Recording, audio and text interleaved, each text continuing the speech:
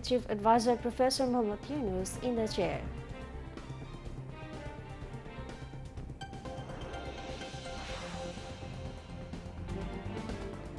Political parties must move forward reflecting people's aspirations, says National Consensus Commission's Vice Chairman Professor Ali Riaz.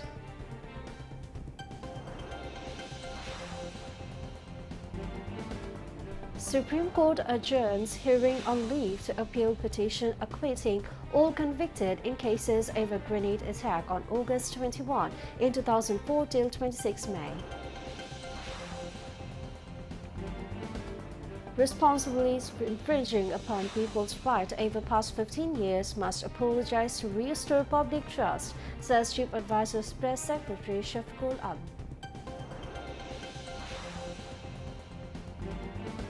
Navy ship BNS Khalid bin Walid leaves Chattogram to participate in International Maritime Exhibition in Malaysia.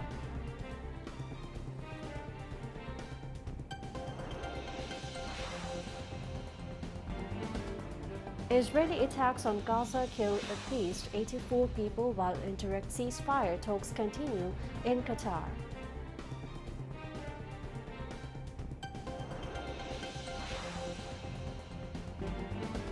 And Real Madrid beat Mallorca by 2-1 at Santiago Bernabeu in La Liga.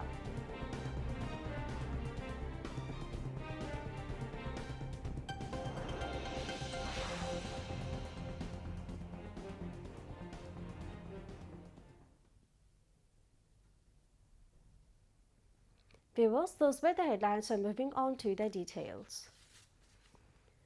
The Council of Advisors approved 2 ordinances and 2 policies at its meeting with Chief Advisor Professor Muhammad Yunus in the chair. The meeting was held at the Chief Advisor's office at Tejgaon in the capital. The Council of Advisors endorsed the draft of Welfare and Rehabilitation of Families of Martyrs and Injured Students in the July Uprising Ordinance 2025 and the draft of National Freedom Fighters Council Amendment Ordinance 2025. The meeting also approved the draft of Dredging and Dredged Material Management Policy 2024 and the draft of National Urban Policy 2025. Besides, the Council cleared the locally led adaptation framework. The National Consensus Commission wants to translate the aspirations of the 2024 mass uprising into a concrete form through a national charter. Commission's Vice Chairman Professor Ali Riaz said this at a dialogue with Bangladesh's Samajtantrik Dal BSD in the city today. He said Commission wants to reflect the spirit of national consensus, the national charter, so that every political party can play a role in realizing its goals and objectives in the future. An 11-member BSD delegation led by its General Secretary Bazlur Rashid Feroz joined the talks at the LD Hall of the Jatiyo Samsud Bhavan. During the session, Professor Ali Riaz said the initiative of the National Consensus Commission is rooted in the long expectations of the people of Bangladesh. The Commission wants to give concrete form to the aspirations that were exposed through the 2024 July-August mass uprising, he said.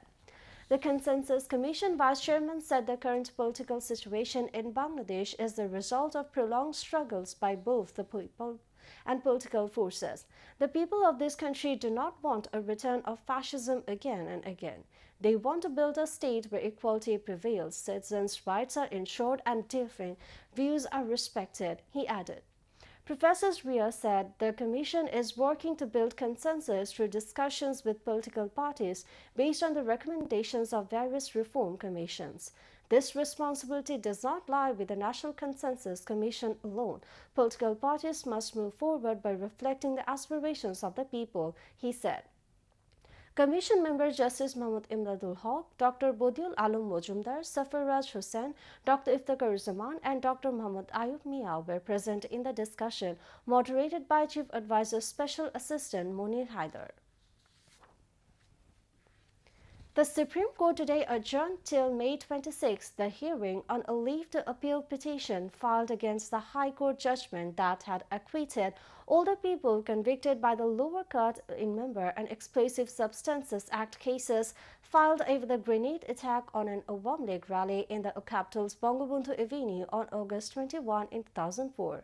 A six-member appellate division bench of the Apex Court, headed by Chief Justice Syed Rifat Ahmed, passed the order after hearing the plea in part this morning. Additional Attorney Generals Mohammad Abdul Jabbar Bhuiya, Mohammad Arshadur Rauf and Anik Rashid Haq argued for the state plea today. Senior Advocate S.M. Shahjahan and Advocate Mohammad Shishir Munir stood for the defense. The High Court on December 1 in 2024 pronounced its verdict, scraping the lower court judgment in the two cases. The court came up with a verdict after holding a hearing on the death references, criminal and jail appeals filed in the two cases. Death references rejected, all appeals are allowed, and all rules are absolute, said the identical short judgments pronounced by the High Court bench of Justice A.K.M. Asaduzzaman and the Justice Syed Inayat Hussain. The court observed that the lower court trial was illegal as it was not held in accordance with the law. No eyewitnesses were examined in the cases, rather, all the witnesses who were examined heard about the incident.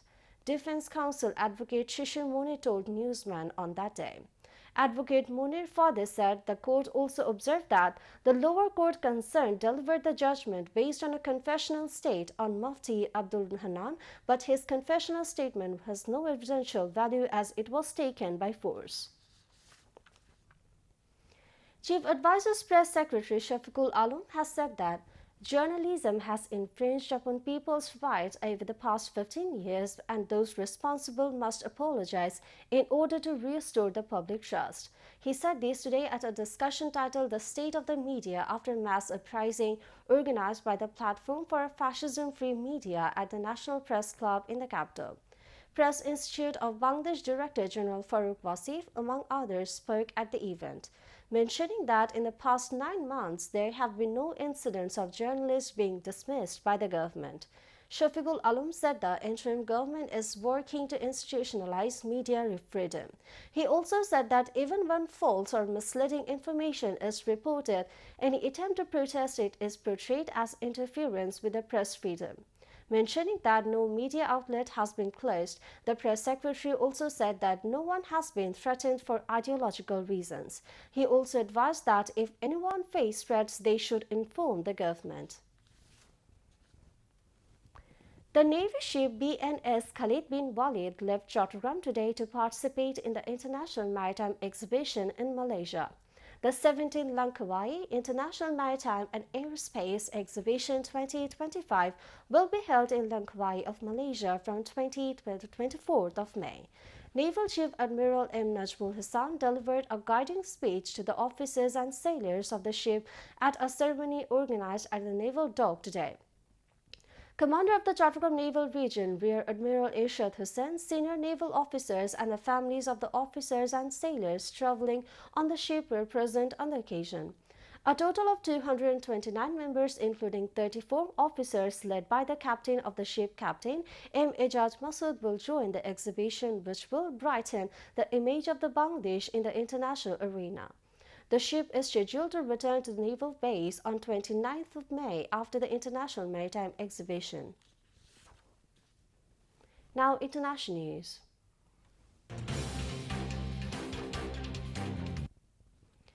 Israeli attacks on Gaza have killed at least 84 people as indirect ceasefire talks continue in Qatar.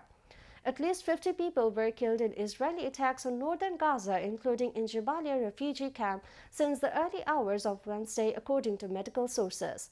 Gaza's Ministry of Health said almost 50 people were killed around Jabalia and 10 others in the southern city of Khan Yunis. There was no immediate comment from the Israeli military. On Wednesday, President Trump's Middle East envoy Steve Witkoff told Al Jazeera that great progress is being made on all fronts in the truce talks, both in terms of a ceasefire and the resumption of aid entering the besieged enclave. Russian President Vladimir Putin is not among the names listed by the Kremlin as being due to attend peace talks on the war in Ukraine in Istanbul on Thursday, despite calls from Ukraine's Volodymyr Zelensky for him to attend. Russia's delegation will instead be headed by presidential aide Vladimir Medinsky, according to the Kremlin statement. Zelensky had previously said that he would turn the talks and meet Putin in person if the Russian president agreed, and said he would do everything he could to ensure the face-to-face meeting took place. US President Donald Trump will also not be attending, according to media reports, despite previously hinting he would if Putin were there. Zelensky will be in the Turkish capital Ankara on Thursday to meet President Recep Tayyip Erdogan. He said he would attend direct talks in Istanbul with Russia, but only if Putin also attended. Donald Trump has said his administration is now exploring the possibility of normalizing relations with Syria. His comments came shortly after he met Syria's interim president Ahmed al-Shara, whose forces ended the decades-long dictatorship of the Assad family. The extraordinary encounter, unthinkable just months ago, was short but significant. I think he has got the potential, Trump remarked after his meeting in Riyadh, 37 minutes long, with the former Syrian fighter formerly linked to al-Qaeda. The $10 million US bounty on his head was only lifted in December. Video footage of their conversation in a lavish Saudi royal palace showed some initial awkwardness as they spoke through a translator. A beaming Saudi Crown Prince Mohammed bin Salman sat next to them. The Turkish President Recep Tayyip Erdogan joined them by telephone.